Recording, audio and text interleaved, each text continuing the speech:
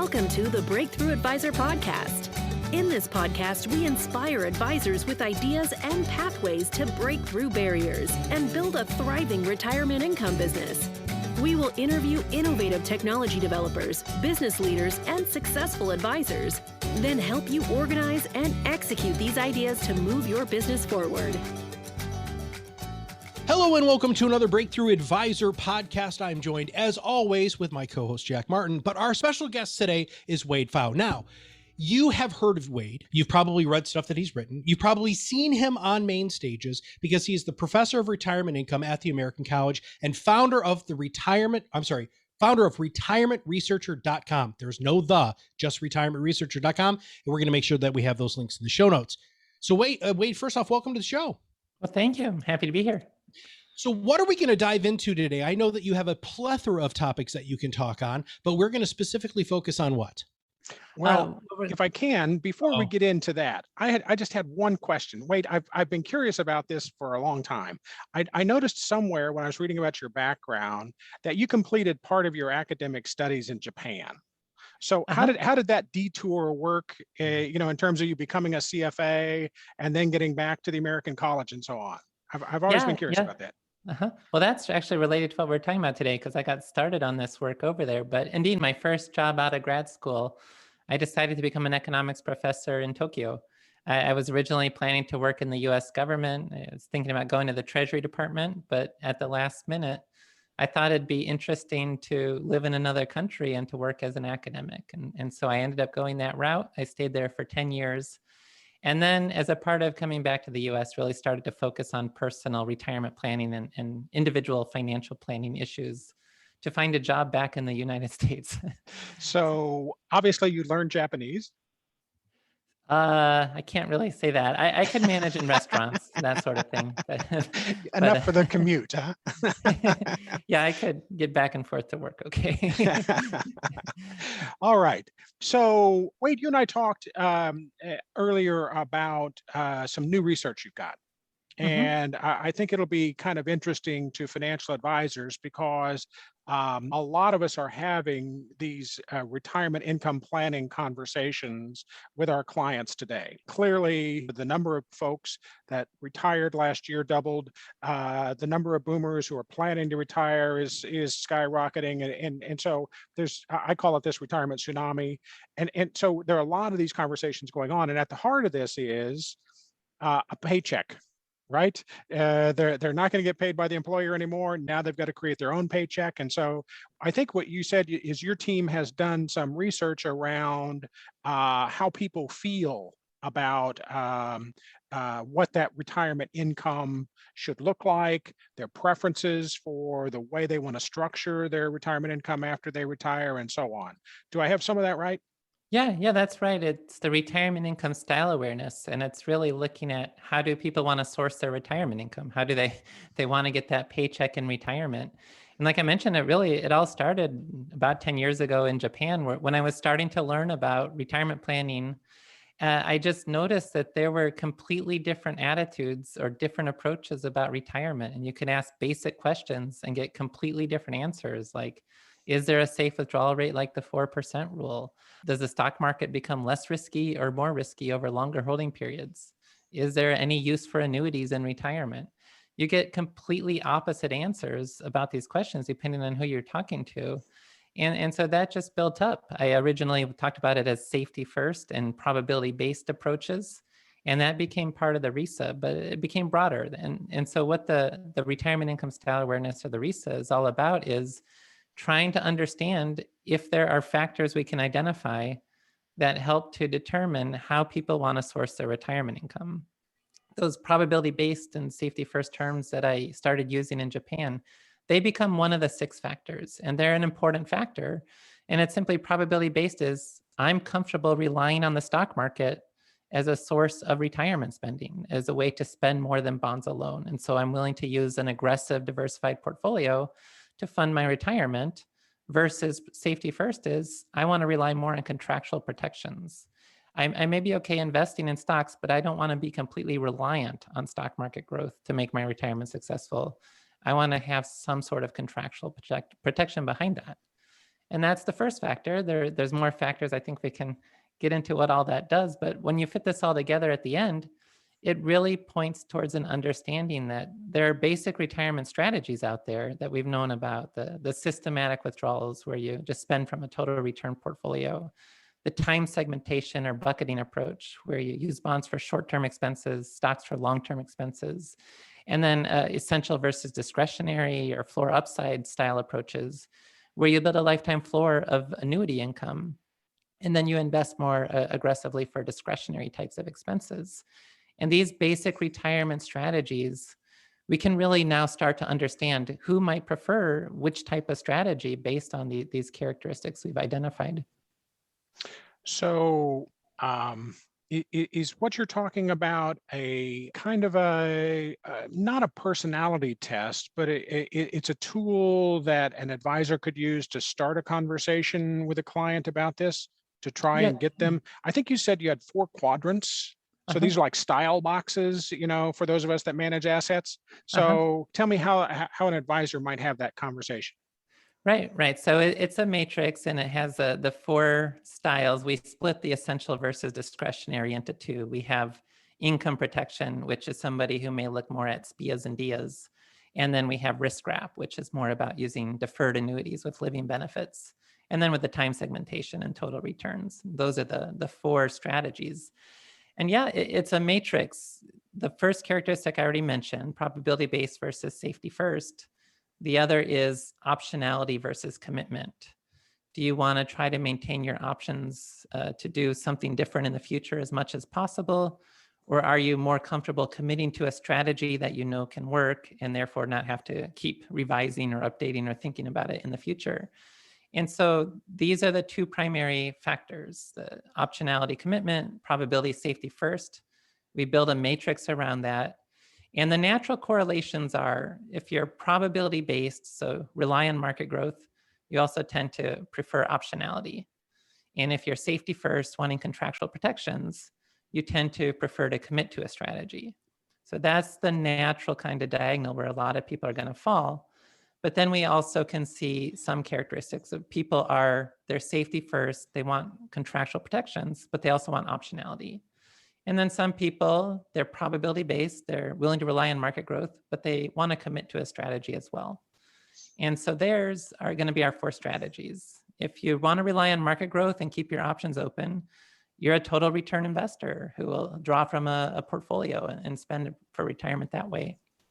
If you're safety first and commitment oriented, you want contractual protections and commit to a strategy, that's the world of annuitization using single premium immediate annuities, deferred income annuities, QLACs, that sort of thing.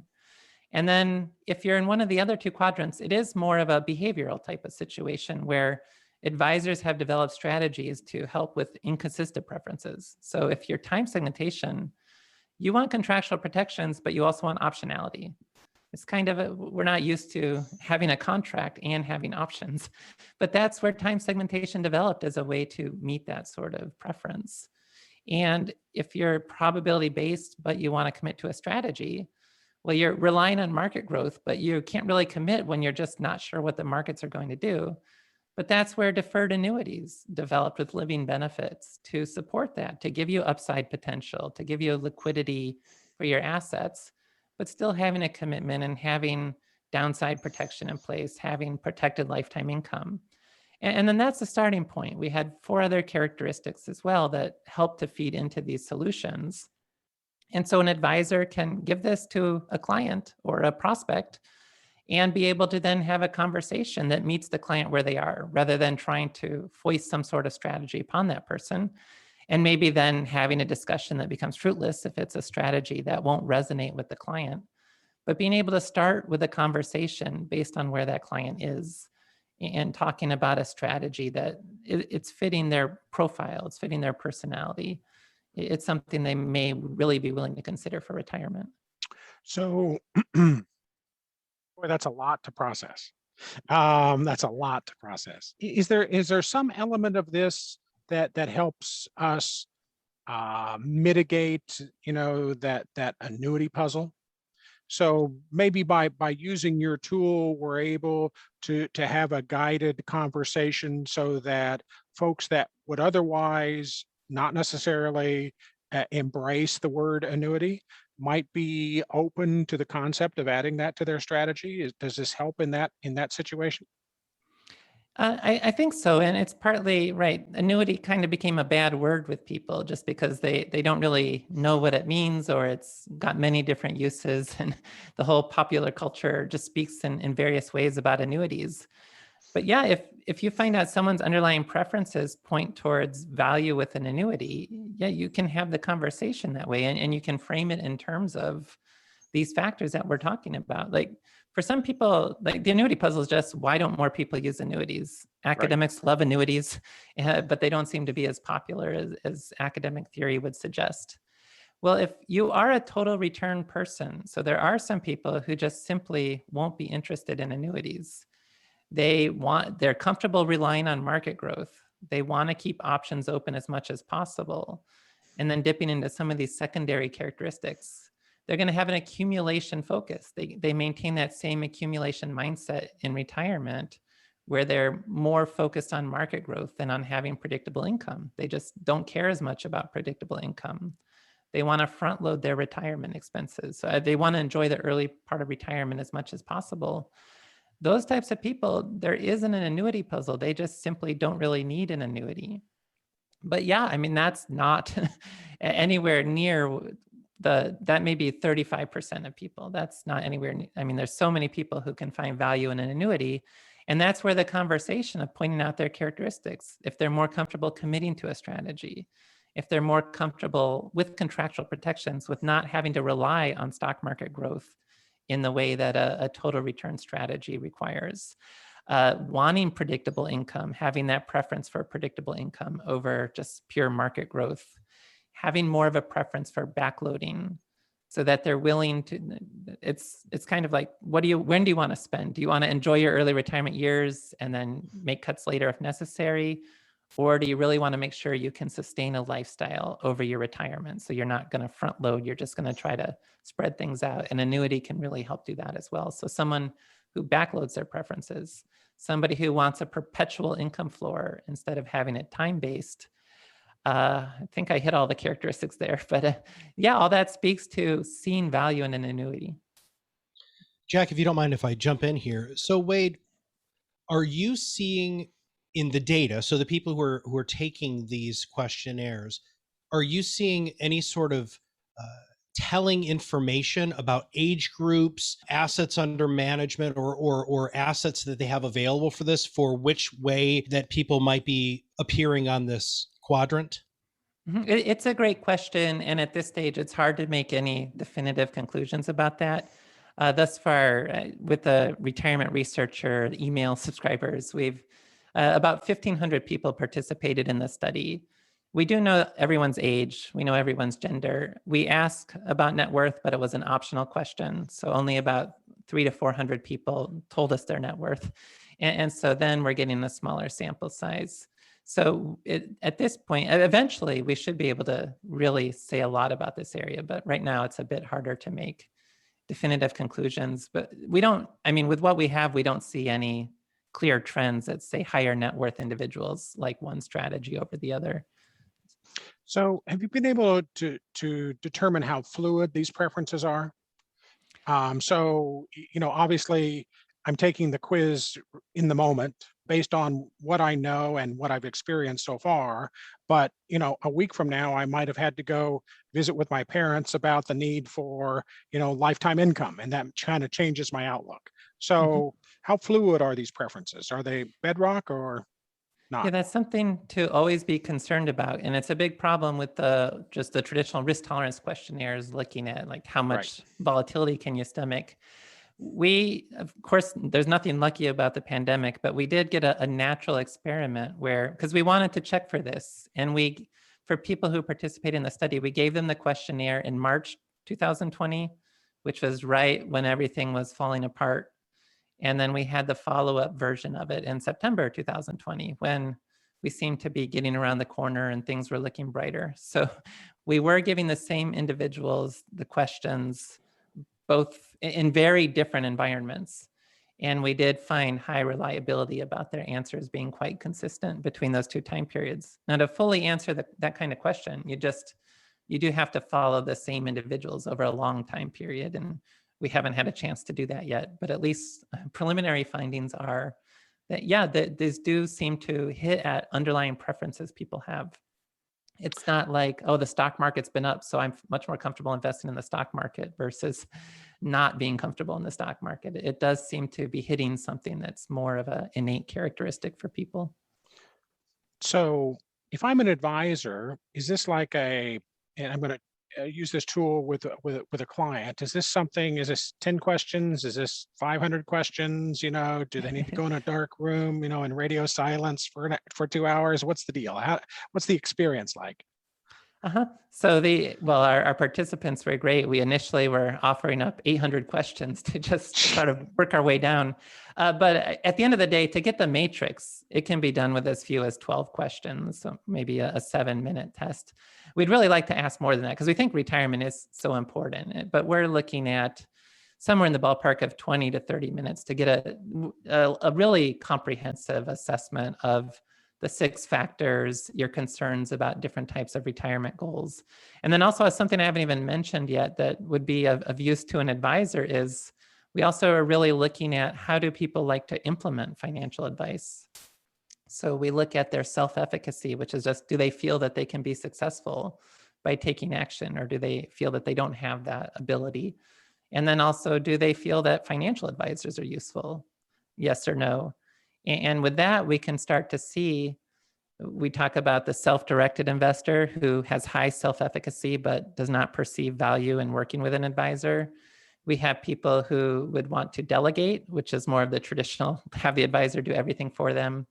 We have validators who may not want to have a full-time advisory relationship, but do at least want a one-time plan or want occasional meetings as a touch point for double checking something. And then we have collaborators who want to work together with the advisor, but maybe looking for a more comprehensive relationship. And so to see that as well, it would take more questions. An advisor giving this to a client or a prospect could choose which aspects they'd like to ask.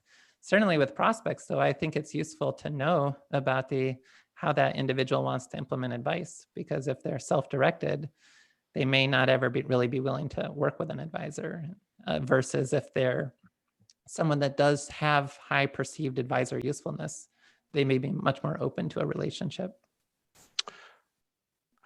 So like a lot of things in finance these days, it seems like this is kind of a mashup of psychology and economics.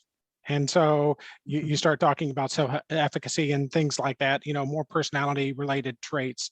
So is this something we should think about it from a behavioral perspective or not?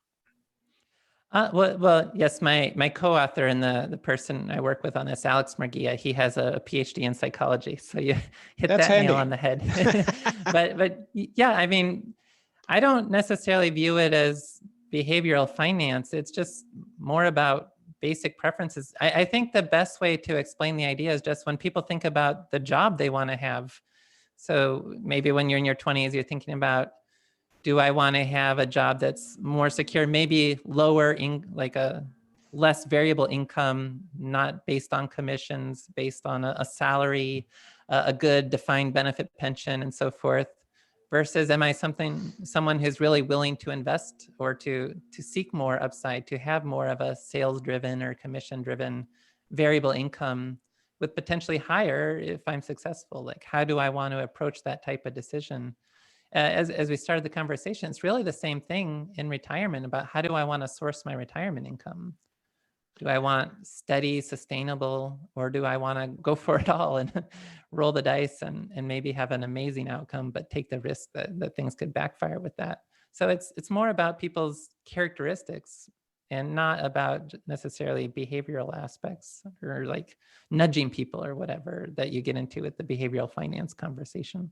So I imagine there are advisors who are screaming at their AirPods right now saying, this is all great, but how do I implement this? What can I do today to start having these conversations? Or is there a way? At this point, just for the short term, please visit risaprofile.com. It's all one word, risaprofile.com. Because we had originally just rolled this out as a tool for retirement researcher. It's an RIA firm that I'm part of.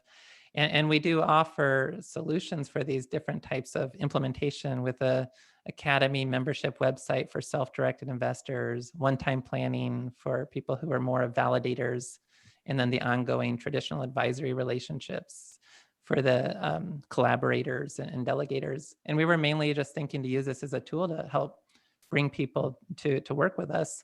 But we realized there's a lot of interest in it. And so we're currently in the midst of a 3-month build out to have an API-driven interactive tool that we'll be able to offer to advisors. And so that's all a work in progress right now, because this really just started as a local and research-based project to see if we could understand people's retirement preferences. But it's a work in progress. We'll have something soon.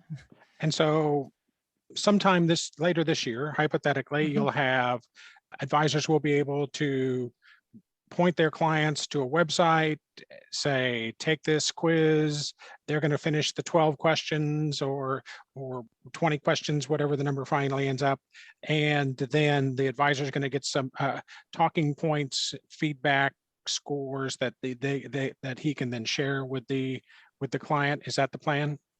Yeah, that's part of it. And also we're trying to do these mapping exercises as well to even be able to figure out what types of specific tools or products can fit the different parts of the matrix.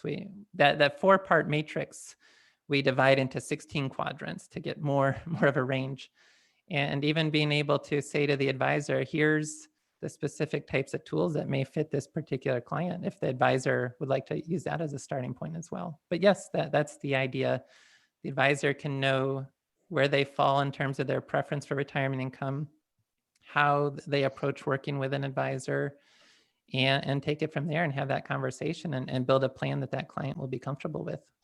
So is the vision that it'll get down to the level of saying, based on your style preference, it's appropriate for you to look at iShares, overseas global ETF?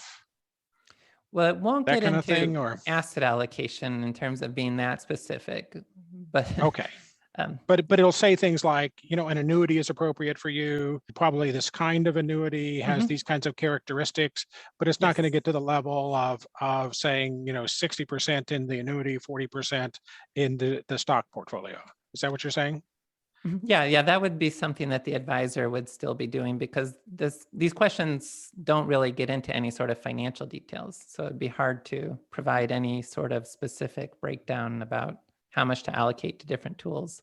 Okay. But yeah, it would tell you the basic style of that individual in terms of, are they someone who'll be open to a conversation about annuities? And then furthermore, what type of variable, RILA, fixed index annuity, SPIA? That's the idea, that we'll be able to start to narrow in on where to have that conversation. But it's not a comprehensive planning tool in terms of spitting out an entire financial plan. It's really more of a personality assessment to know where to have the conversation. So this is a great view into the future. Are there some specific things that you could tell our listeners that they might be able to start doing tomorrow, doing a little bit differently with their clients? Things that they should be thinking about, conversation points they should be having, how, absent the tool, what would be your advice for them working with their clients today? I'd say the biggest thing, and this is where we're going to get the most pushback, is always a lot of advisors believe there is one approach to retirement that's superior and that everyone should use, whether that's a total return portfolio or whether that's an annuity floor or whether that's a bucketing strategy. A lot of advisors just think that maybe you won't need this retirement income style awareness because none of those other styles that they don't like are useful. There's only one good style. And I think it's really important to just start to recognize that that's not the case. There are multiple viable ways to build a retirement income strategy.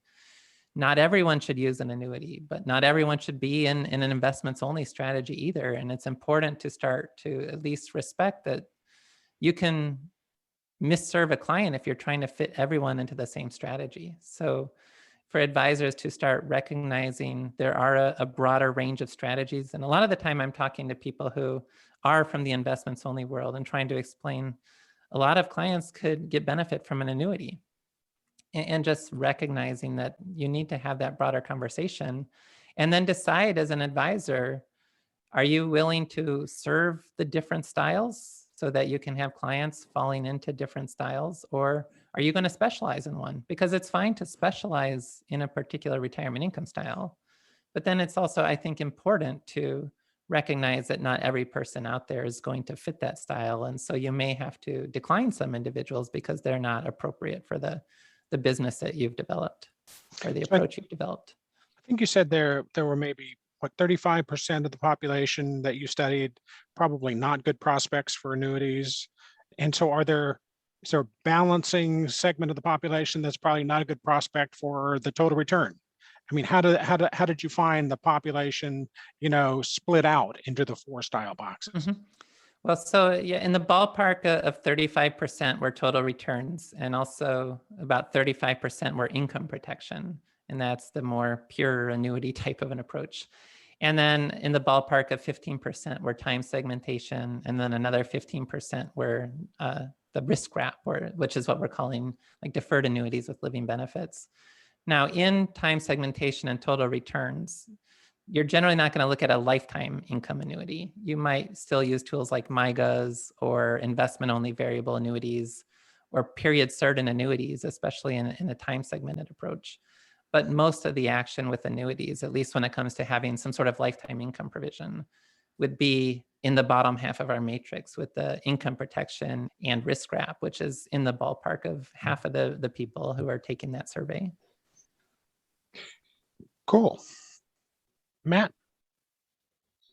Well, dear God, Jack, I have like 8 million questions that I honestly don't know where I would even begin. Wade, I think for our listeners specifically, this is going to instill a substantial amount of confidence. You said something right at the beginning that I think should be posted everywhere, which is that academics have a very different feeling than the general public does about annuities. And I don't know how many people actually know that, right? I mean, it just seems like a no-brainer to those of us who live in this world, but those people who don't live in this world, who have been paying attention to mainstream communication about this, I think they'd find that rather enlightening. I'm trying to find a real positive swing on that.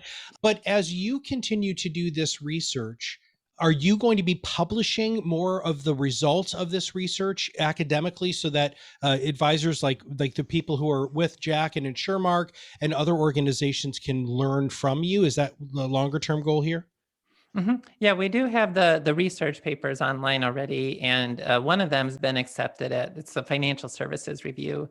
The other one, it's called Revise and Resubmit, where we had a positive review, but we've made some revisions, and hopefully, I shouldn't say the journal name yet, just in case, but hopefully that'll be coming out as well. And yeah, I'll have a book coming out September 7th, Retirement Planning Guidebook. And that chapter 1 is devoted to determining your retirement income style, where I'm going to be explaining it in a very non-research, because those research papers are pretty heavy reading. But the book version is more friendly in terms of. Is there any way that our listeners can sign up for that? So, I mean, people get busy and they're like, oh my goodness gracious, so I knew something was supposed to happen this fall.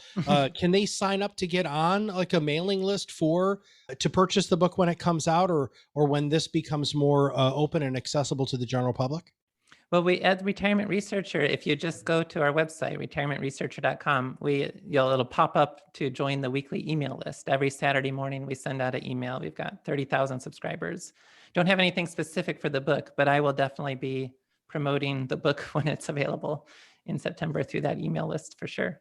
Fantastic. Jack, you got anything else for Wade? I was just going to say, anything you want to say in closing? Any tips to advisors? They're driving in the car. They love what you're hearing. They're saying they're chomping at the bit. They've got an appointment tomorrow.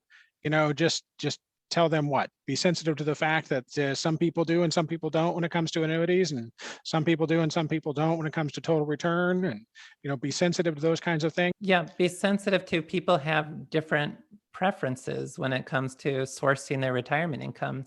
And of course, if somebody just says, I don't like annuities, that may not be their style because they may have misunderstood based on whatever they were hearing on some talk radio show or whatever the case may be. But if they truly don't have an interest in annuities, that's okay. There are different approaches. And still, there's plenty of people out there who would find value in an annuity, and to be able to find those people and work with them. But be flexible and just recognize there are different preferences, different styles available for people. Are there any of those litmus test kind of questions, where you can discern, okay, so this guy's probably not an annuity prospect, without doing the whole 12 question deal? Probably the easiest, what I always use as a litmus test was just the whole, now many advisors use planning software with a Monte Carlo probability of success simulation. And so if the software spits out that you've got a 90% chance for success, how do you feel about that? Because if you're more of that total return probability-based type person, you're okay with a 90% success rate and you can go ahead and proceed with the plan. But if you're someone who I think ultimately would be more open to a conversation about annuities, you're not going to respond as well to a 90% success rate. You're going to be thinking, well, there's a 10% failure rate, and I'm not necessarily comfortable proceeding with retirement if there's a 10% chance that the plan's not going to work. And if that's how I feel, then having the contractual protections provided through an annuity might make me feel better about my retirement and to have less risk of what could go wrong when I am in that 10% of the distribution. That's good guidance. And hey, Wade, as a financial advisor, I want to thank you for your contribution to our business. You're doing great work to help us do a better job for our clients. And Lord knows they need all the help they can get in these challenging times. So thank you very much for your good work. Thank you. Well, we want to thank Wade for everybody at retirementresearcher.com. Wade Pfau, who is a professor of retirement income at the American College. Please make sure that you connect with him on LinkedIn. He's always posting wonderful stuff. Also, make sure that you follow Jack. Jack, he's always posting good stuff, sharing good stuff, making good comments. And finally, if you have not subscribed to the podcast, make sure you click that subscribe now button. And if you know somebody who was like, wow, what Wade just said was freaking smart, please share this with them by clicking the share button. It's very, very easy. And then also make sure that you go to retirementresearcher.com and sign up for their weekly newsletter. So for everybody at InsureMark and all of us here at the Breakthrough Advisor, this is Matt Halloran. We'll see you on the other side of the mic very soon. Thank you for listening to the Breakthrough Advisor podcast. Click the subscribe button below to be notified when new episodes become available. The information covered and posted represents the views and opinions of the guest and does not necessarily represent the views or opinions of InsureMark. The content has been made available for informational and educational purposes only.